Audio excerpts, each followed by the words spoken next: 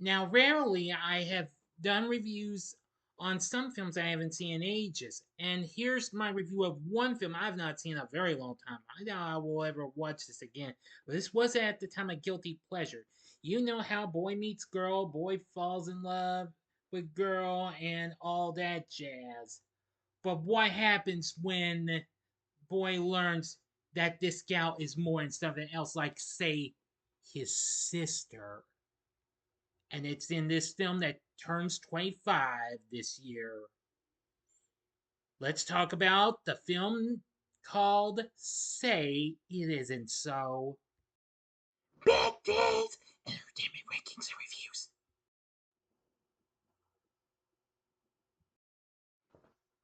So, greetings, my fellow YouTubers, and welcome to Big D's Entertainment Rankings and Reviews. I'm the Big D, and this time around, I bring to you a review of the 2001 black comedy flick Say It Isn't So, released by Fox, directed by J.B. Rogers, produced by the Farley brothers and Bradley Thomas, written by Pierre Gulk and Jerry Swallow, starring Heather Graham along with Chris Klein as two young lovers who come to believe that they are actually siblings. Or are they?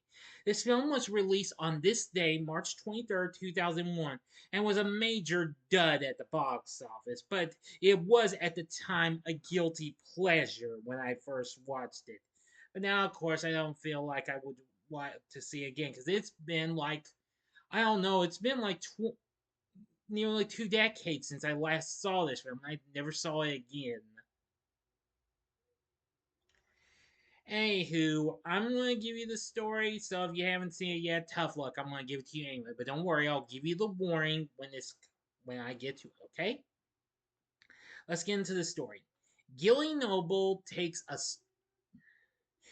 a stray cat named Ringo to the animal shelter where he works in Shelbyville, Indiana. Gilly gets his hair cut by a beautiful young aspiring hairdresser named Joe Wingfield. As Joe cuts Gilly's hair, she mentions that she is, well, recently lost a tailless cat named Ringo, leading Gilly to tell her that Ringo is at the pound. The excitement causes Joe to accidentally cut off a part of Gilly's ear, ouch, and he is rushed to the hospital where his ear is attached. Reattached, that is. To make up for the incident, Joe invites Gilly to her house for lunch the next day, where Gilly meets Joe's greedy, self centered mother, Valdine, and invalid father. Well, invalid is what I really mean, not invalid. Invalid father, Walter. Gilly and Joe date for 6 months before getting engaged, but suddenly a private detective, Vic Vetter, contacts Gilly to tell him that he's Valdine and Walter's son. After Gilly and Joe end their incestuous relationship, Gilly moves in with his new family, and Joe moves to Beaver, Oregon to start a new life. After being branded as a sister, I've decided not to blur out the bad word in this because I didn't give a warning that parental discretion was advised. So I just, you know, I think you can read my lips. Gilly loses his job at the animal shelter and is forced to take a job removing roadkill for the highway department. 16 months later, a surprise comes to the Wingfield doorstep in the form of a young man named Leon Patofsky, who claims to be Valdine and Walter's son and presents a birth certificate as proof. Valdine and Walter feel better for a few moments before angrily lashing out at Gilly and forcing him to leave. Valdine notifies the Beaver police that Gilly is a sex offender, and Gilly runs for his life and decides to go to Oregon to inform Joe. On the way to Oregon, he befriends a pilot with two prosthetic legs named Dig. Meanwhile, Joe becomes engaged to her ex-boyfriend, Jack Mitchelson, a rich and powerful young man who secretly deals in weed, controls over half the town by paying off numerous politicians, and cheats on Joe with his ex-girlfriend, a local cop named Gina. Valdine keeps pushing Joe to marry Jack in order to become involved with Jack's wealth. Although Joe still loves Gilly, Valdine keeps Leon secluded and tells Joe that Leon is a figment of Gilly's imagination. Gilly tries to hide from the authorities, and Dig frequently aids him in his escape from Jack's henchmen. Now I'm going for the file at the end, so stop this video at once, go to the description box below, and fast forward to the time below as I count down. If you have seen this movie, which I'm pretty sure a lot of you haven't, please continue. Okay, you've been warned. Sorry, I lost track of my count, but I had to be quick with what words I was saying. Okay, you've been warned. Ultimately, Gilly is not able to stop Joe from marrying Jack, who still believes that Gilly is her brother. Police arrive at the marriage scene to inform the family that Gilly died in a car accident, which was actually an act of sabotage by Leon, who has been arrested. Joe learns the truth and ends her marriage, which causes Valdine to attack Leon and have a stroke. It's also revealed that Jack was behind Valdine and Walter being misidentified as Gilly's parents. But unknown to everyone, Gilly was not driving the car at the time of the accident when it was actually one of Jack's henchmen, Street. Gilly, who has just returned to work at the animal shelter, sees Joe and mistakenly believes that she wants to commit suicide. They are finally reunited on the roof of the same animal shelter that was a catalyst for their coming together. A few months later, Gilly and Joe are married, and Walter, Valdine, Leon, Dig, and many other people attend, with Walter on his feet and Valdine in a wheelchair after her stroke. Yep. Also, a surprise wedding present. Vetter arrives and tells him that he has truly found his mother, who turns out to be Suzanne Summers in her film performance. Ironically, Gilly's childhood crush. End of story. So, what did I think of Say It Isn't So? Well, at first, this was a guilty pleasure. It was a real warped out and twisted comedy.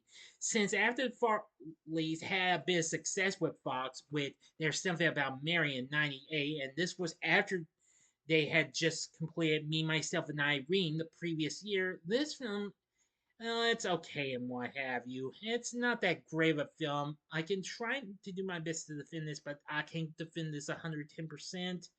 This film was both a commercial failure and a critical failure as well. It failed to make only 12 million on worldwide on its $25 million budget. Unfortunately, which unfortunately did worse than another film that Chris Klein had done with the studio the previous year in the romantic drama Here on Earth, which I was also originally going to review, but since I hadn't seen that in a long time, I don't know. But I'm going to try and think of doing that. But though it did slightly better than that, but it just didn't pull it off much. However, Klein would re-team with J.B. Rogers as he would direct American Pie 2 later on that same year, which did way better. So, yeah, it's. I only watched this because of Heather Graham and Chris Klein since I liked him in American Pie and Here on Earth, which also kind of was a bit of a guilty pleasure. But the reviews were very hateful. With this thing at a mere 8% on Rotten Tomatoes, they say those that haven't tried, those that haven't tired, been tired of the Farley Brothers brand of comedy may still find some laughs here. Well, you'll find some laughs, but otherwise, the slow pacing and unimaginative shock gags will start to wear on the viewer. Metacritic has a score of 21, and I just pulled by CinemaScore gave it an average D plus. Roger Ebert, who gave this 1 out of 4 stars, saying a comedy character can't be successfully embarrassed for more than a few seconds at a time. Even then, it's best if they don't know they've done wrong, and the joke's on them, and they don't get it. The film, on the other hand, keeps a character embarrassed in scene after scene until he becomes an embarrassment. The movie doesn't understand that embarrassment comes in some painful flush of realization, drag it out, and it's not embarrassment anymore, but public humiliation, which is a different condition and not funny. Now, Deson Howe, no, it, well, in his review for the Washington Post, when the Farley brothers made Dumb and Dumber, There's something about Mary and me, myself, and Irene. The message was comedy doesn't get lower than this. They were wrong. This time the jokes about the animals, gunk in the hair, incest, and all other taboos are flatter than the roadkill Gilly finds himself picking up for a living. Well, that's understandable in my view. Everybody just wasn't thrilled. This film got released on physical media that on the DVD had an audio commentary by Mr. Klein and director J.B. Rogers, plus 6 additional scenes deleted and or extended, not shown in theaters, and which included an extended ending. This was also the last final film performance of Suzanne Summers, who well sadly passed away 22 years later. Well, actually 22 and a half years later in October 2023. But I can understand this film didn't really deserve to be liked on. This film was really more twist than anyone could ever imagine. Mason Daring does the score, which is fine. Though it has decent songs on there, but this just wasn't strong enough. The only thing that saves this is maybe two of the main cast members. Heather Graham as Joe, I absolutely loved after seeing her in Austin Powers, The Spy Who Shagged Me. And, well, I never did watch all Boogie Nights to see her in, but anyway, I think she's the one thing that saves this movie. But it's just what it just wasn't strong enough. As for Chris Clarence Gilly, on the other hand, yeah, he's fine. Now, of course, Orlando Jones played Dig, and he's fine. Sally Field as Valdine, probably one of her worst performances yet, and what have you. And believe me, she had and this is only the second film I know of where she's blonde and what have you. After she had made kind of a small appearance in Where the Heart Is, which came out a year prior. Which, believe me, I'd rather watch that over this, even though that's not really a comedy, it's more of a drama. Well, more of a drama than drama, you know. Now you get the point. Richard Jenkins, who had played Agent Beauchene in Me, Myself, and Irene, played Walter. Now, he's fine, why have you? He's kind of a goofball, though. But anyway, and there's lots of others. There's even appearances from Lynn Shay and Sarah Silverman, and of course an uncredited Suzanne Summers, and many others. But they're okay and what have you, but they're just not worth it, well, strong enough to save this film and what have you. So my verdict for this, I am going to say simply avoid this film at all costs. Don't watch this movie. Say it isn't so, it's like I said, it was okay in Wyoming. It was a guilty pleasure, but I'm afraid it's not anymore. And believe me, the studio did even worse with Freddy Got Fingered, which was released after this was released. That did even worse. So, like I said, say it isn't so. Well, it has a couple good leads though, but it's just not strong enough to save this movie from being a total train wreck. So my advice, stay as far away from this film as possible. But if you got the you know what's to see this, well, you're more than welcome to, but don't say I didn't warn you.